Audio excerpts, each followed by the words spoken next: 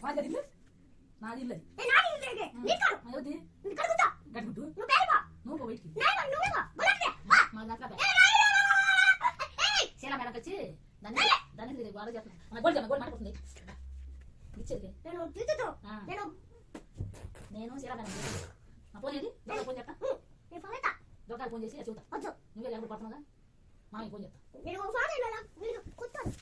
ఎవరిని అవునా దొంగ ఫోన్ చేసి దొంగ దాన్ని కొడుతుంది నేను కొత్తనా చూస్తా పోతున్నాను ఇంకా బాయ్ తనయ్య వద్దండి నేను ఎందుకుంటా పిల్లలు పట్లు పంపి స్కూల్కి